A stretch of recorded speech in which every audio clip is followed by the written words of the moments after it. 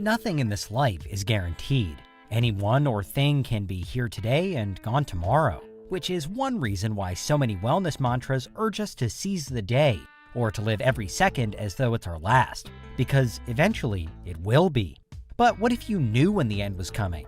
And what if it was suddenly incredibly close? This is Unveiled, and today we're answering the extraordinary question, what if you had 10 minutes to live? Are you a fiend for facts? Are you constantly curious? Then why not subscribe to Unveiled for more clips like this one and ring the bell for more fascinating content?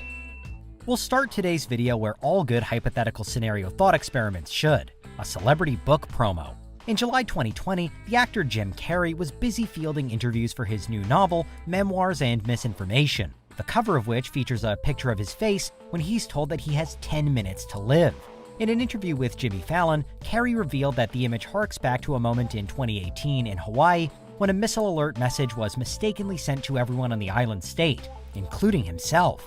The message urged all who received it, in block capitals, to quote, seek immediate shelter before signing off with, quote, this is not a drill. Carrey remembers at first trying to escape before feeling that he, quote, didn't want to die in his car, and so he spent the time looking out at the ocean instead.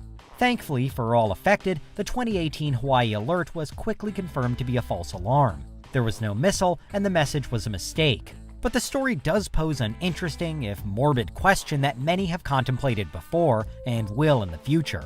What would you do if you knew you were about to die? There are a number of ways in which we could imagine such a situation unfolding.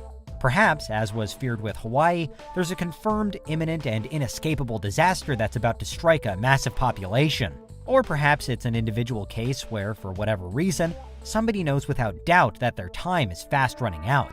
For the purposes of this video, we're imagining that although death is nigh, nobody is trapped. The unfortunate person, or people, facing their final 10 minutes are free to do what they like. So what happens? The first and most likely effect is chaos. And if the 10-minute warning were to be suddenly sprung upon someone, then fear and confusion could well be the overriding emotions for the duration of their last moments. That, and disbelief. Many would simply refuse to acknowledge that death was at their door, sending their terror management instincts into overdrive. We've talked about terror management theory before now on our channel, but in simple terms, it's the idea that everything we do in life is in some way guided by our fear of death, and by our hope that something about us will last longer than our physical bodies can. So with just 10 minutes to live, we could all be frantically searching for what that something is. In this particular situation though, the pressure would be so high, and that could also bring out the worst in people. We've seen in history how disasters are often followed by a spate of looting. There's plenty of psychology at play here, but most prominent theories as to why it happens point to the breakdown in society that occurs in general during the aftermath of a large enough emergency. And our hypothetical 10 minutes to live scenario would certainly constitute one of those. The idea is that social order relies upon a steady and reliable system. Laws, rules, loyalties, and incentives to keep people moving forward in a positive way. But with it being literally just a matter of time before you actually die, in this case, all of that could get thrown to the wind, and our morals could swiftly follow. Reactance theory says that whenever someone feels like their options have been limited, their behavior can quickly U-turn so that they do things they wouldn't have done previously.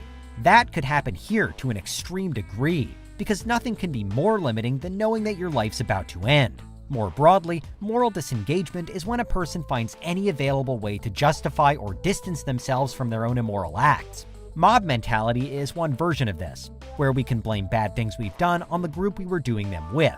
Meanwhile, partway through their 10-minute countdown, people might find it far easier to ignore the consequences of any potentially reckless, even dangerous behavior, because they'd know that they won't be around to witness whatever happens next. But it's not as though a dystopic societal breakdown like this would definitely automatically happen in this scenario. Though there was panic in Hawaii in 2018, for example, there were no reports of those affected doing anything wrong. Instead, there were stories of groups banding together trying to get one another to safety, of strangers helping each other, and the phone lines were reportedly jammed as people's first thoughts were to get in touch with loved ones. So perhaps we should more readily expect the goodness in humanity to come to the fore, which is a far cheerier way to approach things.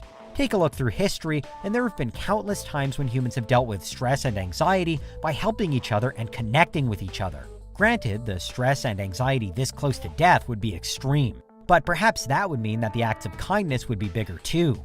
More so than stories of looting and unrest, the news in the aftermath of natural disasters is often filled with stories of aid, with people giving time or money to the cause and sometimes sacrificing their own safety in order to keep others safe. Again, for today's question, it partly depends on whether it's one person who learns that only they have 10 minutes to live, or if it's everyone in the build-up to some kind of apocalypse. One of the most often repeated answers to the what if you're about to die question, though, is still that people want to talk with friends and family. This means that if we had the opportunity, we'd be most likely to spend our last moments on our phones, hurriedly bidding farewell to those most important to us. Or, in the case of a global event in the 21st century, perhaps we'd see a social media surge with final posts and tweets. It might at least be interesting to see how people sum up the end of the world in 280 characters or less. Another popular topic for debate is, what would you want your final meal to be? If you were truly none the wiser to your death until literally 10 minutes before it, then you're not realistically going to have time to cook your favorite food. But say you did have the chance to prep beforehand, what would you choose? A 2018 poll by Wishlocker in the UK found that most Brits would, somewhat stereotypically, opt for a roast dinner if they could handpick their last ever meal, with fish and chips coming in second. Meanwhile, fast food consistently ranks highly among last meal requests from death row prisoners all around the world. Of course, with just 10 minutes left to live, you'd have so little time that you might not feel like eating anything at all. And again, just as so many of our other actions would have very little consequence, would there really be any reason to eat anyway? Instead, terror management theorists might predict that a human in this most desperate situation is more likely to try to do something that lasts, like write something down, make a video, or plant something to grow after they've gone. But wouldn't it be most important to just not waste the time you had left? By some measures, 10 minutes is long enough to do anything. By others, it'd be impossible to achieve all you wanted. The one constant across all studies, surveys, and articles on this topic is that people would want to get in touch with other people. When we imagine the end being near, we also so often imagine all of the things that we'd like to say to others. And they're usually positive things. Messages of love, thanks, and unity. Even in the worst situations, humans find a way to connect. But it makes you think. Why wait until this hypothetical last 10 minutes? Why not pass on those messages now, today, or the next time you see someone? What do you think you would do? What do you think is most important? Let's hope that we're all here for a lot longer yet, but let's also make the most of the time that we have. What do you think? Is there anything we missed? Let us know in the comments, check out these other clips from Unveiled, and make sure you subscribe and ring the bell for our latest content.